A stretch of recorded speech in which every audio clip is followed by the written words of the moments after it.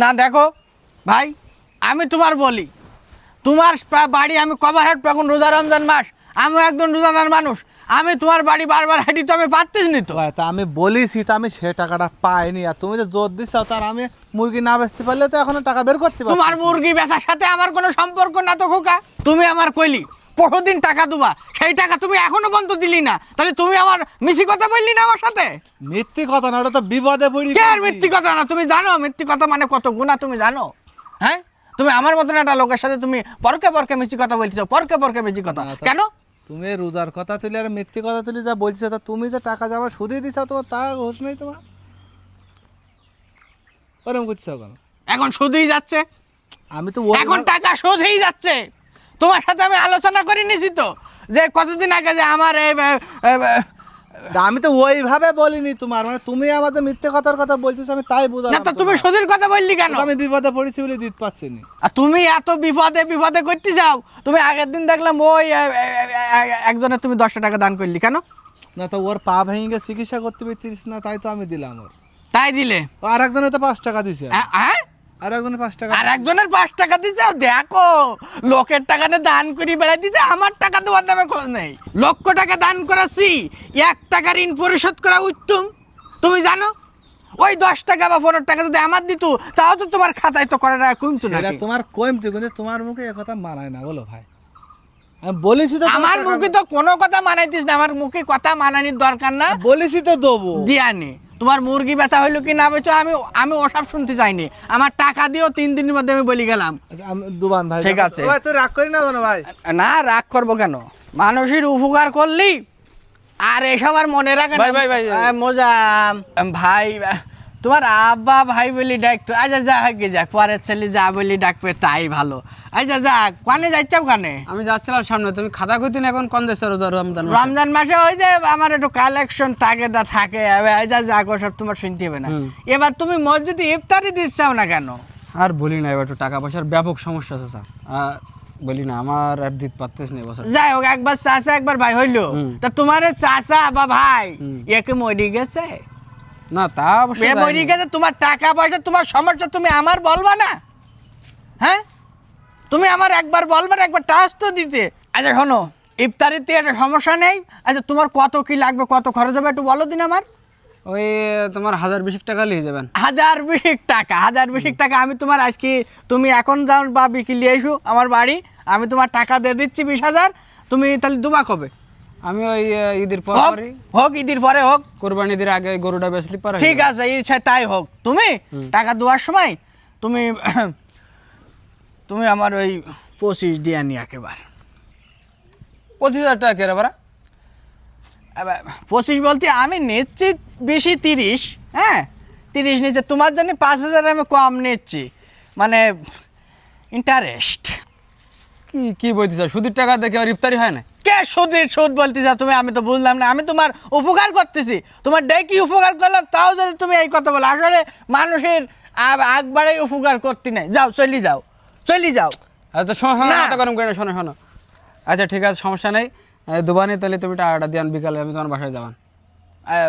এই এই লাইনে আইছো, তোমার আব্বার মতন বুঝি চাও তুমি, আমি খুশি হয়েছি। শোনো, আর ওই যেদিন ইফতারিতে ধরো লিস্ট ওই মানে 2 একদিন ফাঁকা আছে, হ্যাঁ ওই যেদিন ফাঁকা থাকে ওই দিন তুমি নামটা লিখা দিয়ে আনে, সাথে আমার নামটাও জুড়ি দিয়ান, যে তুমি আর আমি মিলে ইফতারি দিচ্ছি। তো তোমার নাম লিখতে যাবো কেন? আমি একা ইফতারি দেবো। না মানে ওই যে তোমার ওই যে 30-এর জায়গায় আমি 25 নিচ্ছি না, 5,000 তো কম নিচ্ছি সুদ। সুদ? হোস, আমি সুদের টাকা দিয়ে ইফতারি দেবোই না মোটে। দরকার ইফতারি দেবো না এই বছর, তাও তোমার ওই সুদের টাকা ইফতারি দেবো না। তোমার হাতে কোনো কথা নেই। আসলে বুঝলো না, মানুষের আসলে উপকার করতে নাই, আমি দেখি উপকার করি তাও বোঝে। আমি কত করি আমার ছেলেটার বলেছি যে তুই গাছ কিনিস নি, গাছ লাগাইস নি, কেন এ টাকা খরচ করবি কেন?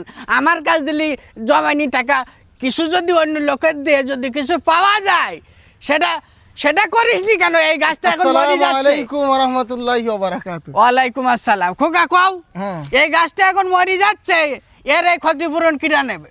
মরি যাচ্ছে না চাচা, এখন তো আবহাওয়াটা সমস্যা। এই যে দেখেন আবার জালি পাতা ছেড়েছে, গাছপালা লাগানো তো সমাজের জন্য ভালো। আমি আমার ছেলের আমি বারবার করে বলেছি, বারবার করে আমি তার বলেছি যে তুই গাছপালা লাগাইস নি, গাছপালা রুইস নি। শোনে খবরদার, এরকম কথা বলা যাবে না। গাছপালা বরঞ্চ যত বেশি তত লাগাইতে হবে, কারণ এটা তো আমাদের জন্য উপকার, সমাজের জন্য উপকার। যাই হোক চাচা, সমাজের উপকার করে আমার লাভ কি? আছে না। আমার উপকার কে দিস তাই ভাবো। তা আপনার উপকারের জন্য আইসি চাচা। যাক, বলো। চমৎকার একটা খবর আছে, আপনার ম্যানেজারের সাথে কথা বললাম। আচ্ছা, তা আপনার সম্পদ, চাষির সোনাদানা সবকিছু মিলাই একটা হিসাব নিকাশ করি, ওই জাকাতের টাকা হয়েছে 4.5 লক্ষ। জাকাতের কাজে আমি 4.5 লাখ না, জাকাতুল্লাহ তো, জাকাতুল্লাহ লাভ টাপ দিয়ে ওর কাছ তো আমি 6 লাখ কত হাজার পাবো। জাকাতুল্লাহ না, তাহলে? জাকাত। জাকাত আপনার সম্পদের জাকাত, এটা ইসলামিক রীতিতে আর কি। এই জাকাত দিতে হবে আপনার 4.5 লাখ। তা আমরা চিন্তা ভাবনা করছি, আমাদের ওই পাড়ার যে সুবান, ও তো প্রতিবন্ধী, ওর একটা দোকান করে দেবেন, আর ওই কিছু মহিলা আছে ওই বিধবা, ওদেরকে দুটো একটা সেলাই মেশিন টেশিন কিনে দেবেন। খোকা এই, দাঁড়াও, তুমি একটু বাড়ি ফোন দাও দিন। যাও, যাচ্ছে? আচ্ছা, আব্বার সাথে বলেন। নাজিম ভাই, হ্যাঁ ভালো আছি। বলতে যাই, ছেলের মাথায় সমস্যা হয়েছে, তো এগুলো রাস্তাঘাটে ছাড়ি দাও কেন? ছেলে কি বলেন? বাড়ি কি কি বলছেন এসব? দিকে না, বলবো না, মাথায় সমস্যা হয়েছে। কি মাথায় সমস্যা হয়েছে? তো সমস্যা যদি তোর মাথায় নাই থাকে, তা তুই আমার কাছে 4.5 লক্ষ টাকা তুই কি পালি চাস? এটা তো জাকাতের টাকা, হ্যাঁ, এটা তো মানুষের টাকা। তোর মাথা ঠিক নেই। আচ্ছা, এটা বুঝতে হবে, তোমার তো বোঝা দরকার। এই যে তোমাদের সম্পত্তি আল্লাহ তাআলা দিয়েছে, এর থেকে একটা গরিবের হক আছে জাকাত। এই সম্পদে তো কোনো ক্ষতি হয় না, আল্লাহ তাআলা যে সুন্দর করে সম্পদটা ইনকাম করতে দিয়েছে, এর জন্য এই সম্পদে একটা কাফারা আছে, সেটা হিসাবে জাকাত দিতে হয়। গরিব মানুষকে, ধনীরা আমি গরিবদের দেবে। গরিবদের উপকার করি তো, এই তো আমি ওই যে এর কাছে 5,000 17,000 পাবো, তার কাছে 1.5 লাখ, এরকম কত ওটা লোকের তো কাছে। সুদ এবং এটা তো হারাম। ওটা তো হচ্ছে সুদ না, আমি মানুষের কাছ থেকে আমি কিছু টাকা একটু ইন্টারেস্টিং এর মাধ্যমে আমি নিয়ে থাকি। তুমি একটা খোকা চিন্তা করো, ব্যবসা করলেও তো আমার কিছু লাভ হতো নাকি, সেটা আমি এইভাবে একটু নিয়ে থাকি। দাদা, তো এটা তো আর ব্যবসা না, আপনি ব্যবসা করেন। ও আহাল্লাহুল বাইয়া ও হাররামার রিবা, আল্লাহ বলতেছে যে ব্যবসা হলো হালাল আর সুদ হচ্ছে হারাম। আমি তো আসলে আর আপনি যদি জাকাত না দেন, আচ্ছা আপনার এই সম্পদ যদি আল্লাহ তাআলা চায় আজকে সব না না, নষ্ট করে দিতে পারে কিনা? তা তো খোকা আসলে তাও তো পারে। তাহলে বলেন জাকাত দিতে আল্লাহ। হবে কিনা? হ্যাঁ, তা তো দিতে হবে জাকাত। তাহলে জাকাত আচ্ছা, আমি সেইভাবে- তাহলে, তুই খোকা আমার তাহলে আগে কদিন আগে এসে আমার একটু বুঝাই দিতিস, আমি জানিস আমি বুঝিনি। না, এই রমজান মাসে দান করলে সবারও বেশি। তাহলে খোকা আমি তাহলে তুই যেটা বলেছিস হিসাব কিতাব করে আমি ওটা ঠিক আছে, আরে মানুষ যে সুদের টাকা, এটা একটু মাফ এগুলো করো। আমি মাফ করে দিচ্ছি। এগুলো যে না, কর্জে এগুলো- হাসানায় শুধু আসল আমি টাকাটা খোকা নেবেন। আমি ব্যবসা করবো এবার থেকে। ইনশাআল্লাহ। ব্যবসা করব, আলহামদুলিল্লাহ। ব্যবসা ভালো না তুই তো তাই হ্যাঁ, হ্যাঁ, বললি, ব্যবসাই হ্যাঁ। ভালো। তাহলে আমি চলে যাচ্ছি। চলে যাও খোকা, আমি মাঝে মধ্যে আমার পাশে তোরা একটু আসিস অবশ্যই, খোকা। অবশ্যই। একা একা থাকে তো মাথায় শয়তানের চাপ দেয়।